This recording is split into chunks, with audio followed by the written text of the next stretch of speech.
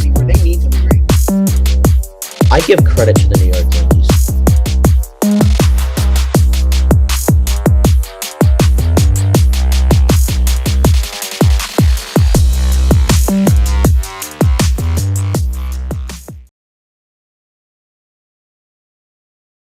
Good morning, everyone, and welcome to today's episode of the Sports Saga podcast, presented by Al Dias Electric, the Gonzalez family, and Smack Apparel. Hello, everyone. I'm Keegan Hamblett, filling in for Brady Kudo as host today. As always, joined by Tyler Sumner. Tyler, we're both on break. How's yours going so far?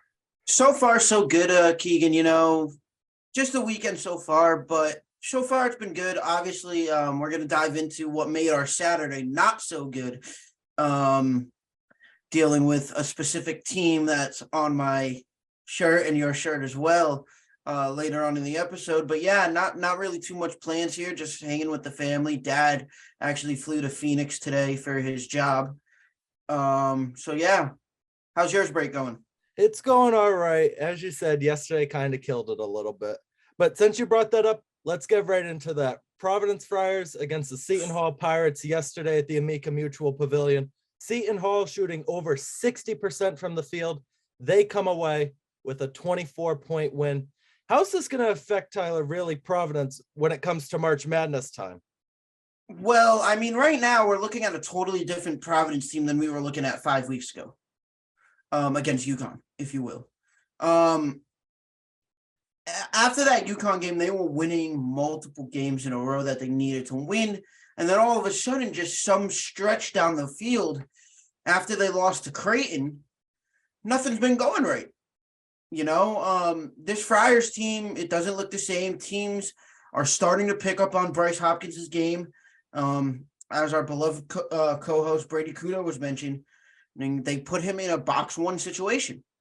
And when he gets into a box one situation, Keegan, teams pick up on him like that. And when you shut Bryce Hopkins down, you take away a big game of the Friars. And we both know that. Devin Carter, not shooting well at all yesterday.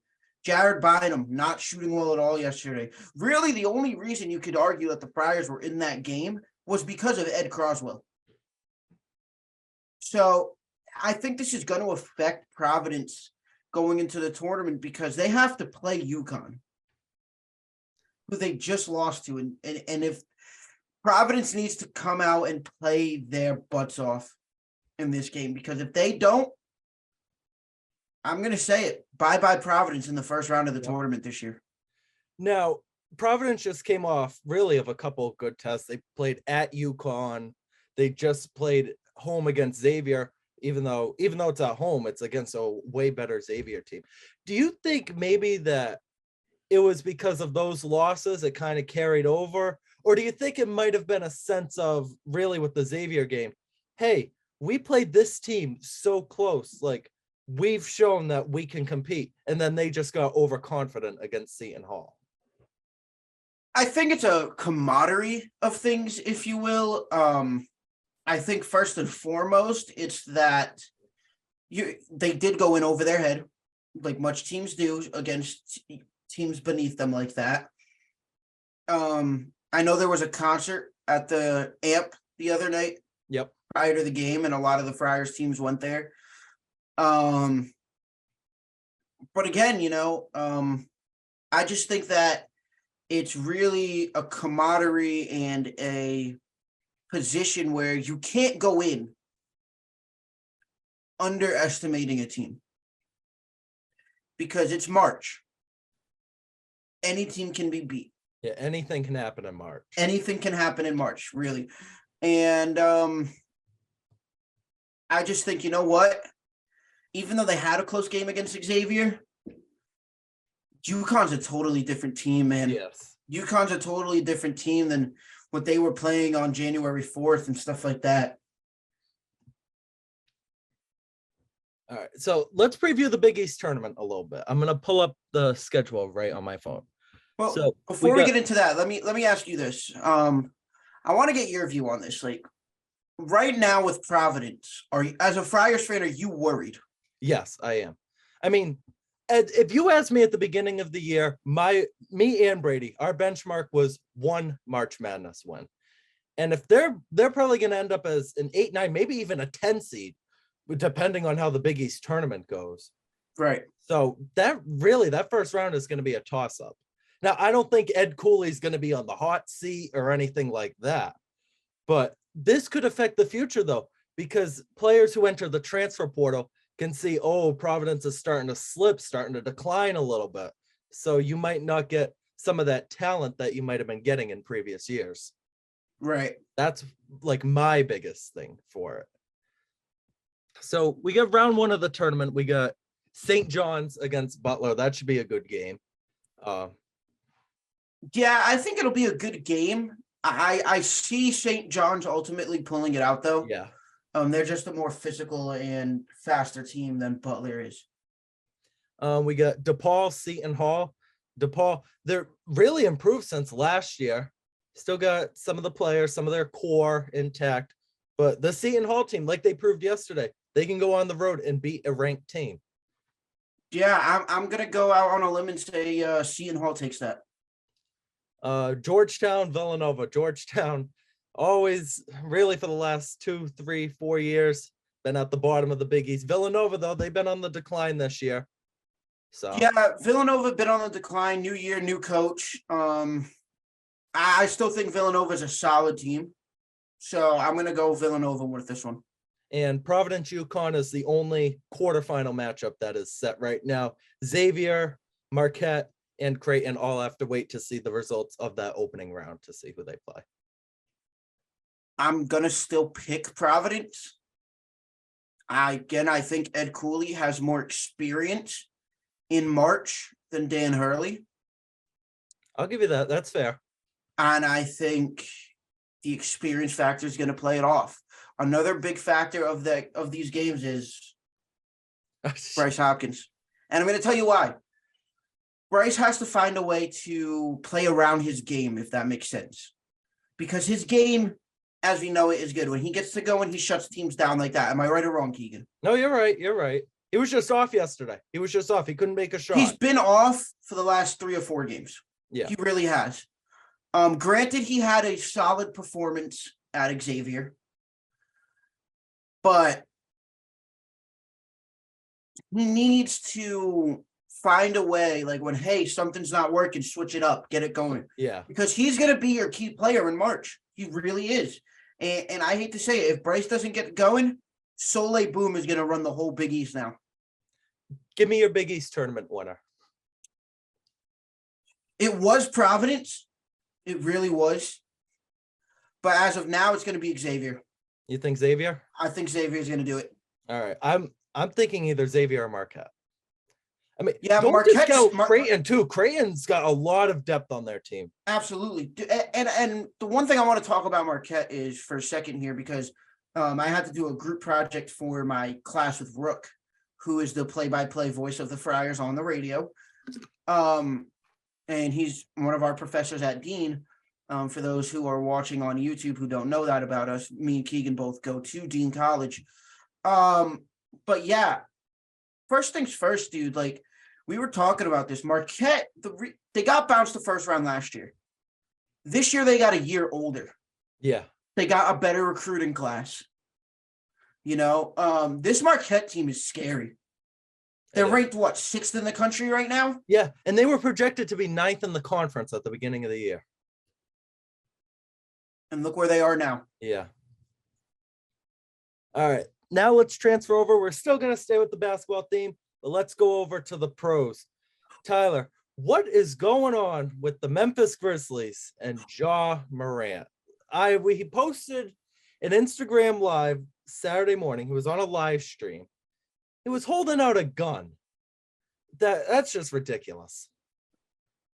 You know, Keegan, I've been trying to wrap my head around this situation for the better part of 48 hours since it's come out.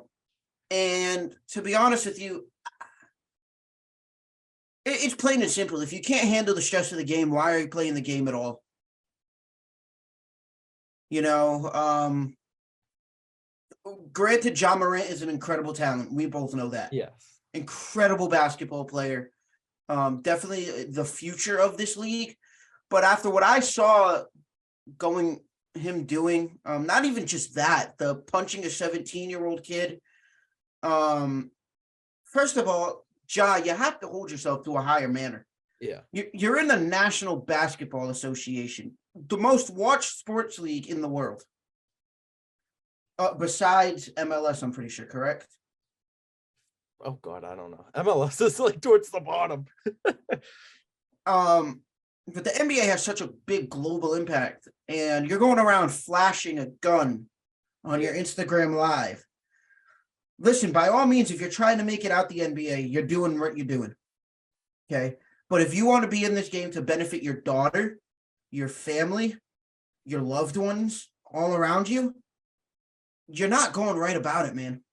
And I hope Ja gets the help he needs. I hope Ja sits back on this and realizes, hey, what I'm doing is stupid. Yeah. Because they've got programs around the league that help out with that. One thing that I do like about what, like, I'm not saying, oh, promote guns on Instagram Live. No, I'm not saying that. He did the 2-day leave or 2-game leave himself, right? So he's no. So the Grizzlies actually suspended him for 2 games. Okay. He's taking more time off. Okay. And that I appreciate him doing that, because I think he's realizing what he's doing wrong. I think he realized that. And absolutely going to use this time to just take everything into consideration, probably seek some help and something like that. Oh, yeah. Any other NBA topics you want to talk about? How about we talk about the Eastern Conference for a second? All right. The Celtics fall to 2. What's going on with the Celtics, man? I don't know. People are talking about like their bench rotation, like how it's deep. I think it's deeper than last year. I still don't see the depth on the bench as I do with some of the other teams. I really don't. Oh, I'm 100% with you there. Milwaukee's got the best bench in the league. Easily. Milwaukee is going to be that team. Excuse me. Milwaukee's going to be that team that really decides where Boston gets. Yeah. Now that they're in first in the East, they're going to do what they always do every year, control the pace of the East. Now, granted, that being said, if Boston gets ahead, Boston wins.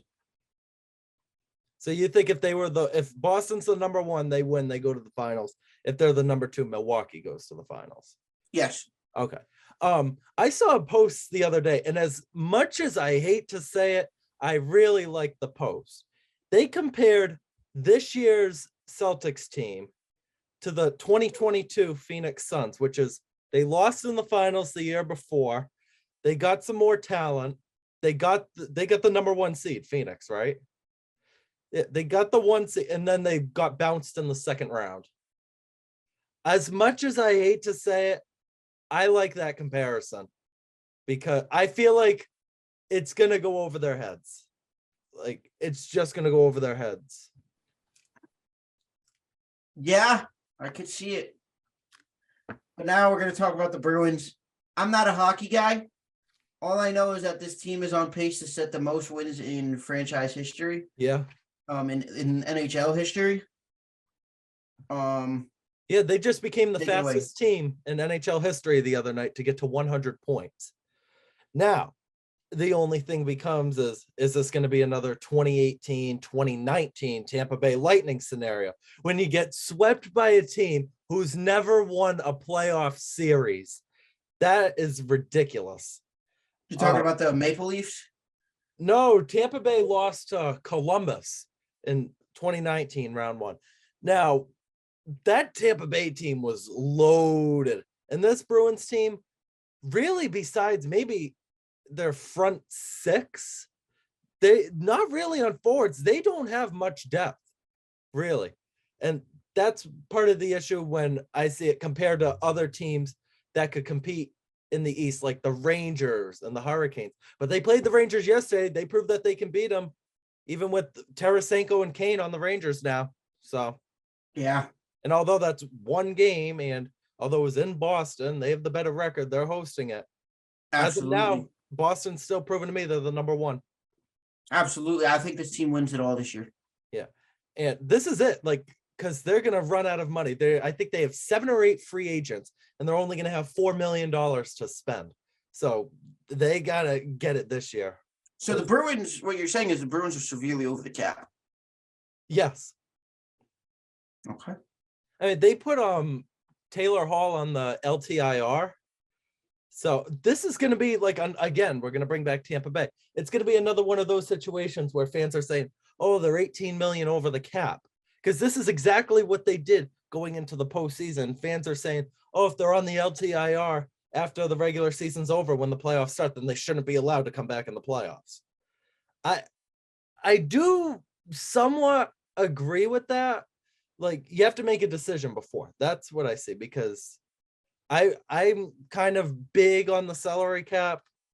Like, I don't like seeing teams go over, and I kind of didn't like when I heard originally about Tampa Bay doing that. So I think Boston's just got to be careful with the money, because after this year, they're either going to be a first round exit or barely get in the playoffs or not make the playoffs at all. So let's move over to Las Vegas. We get the NASCAR race coming up.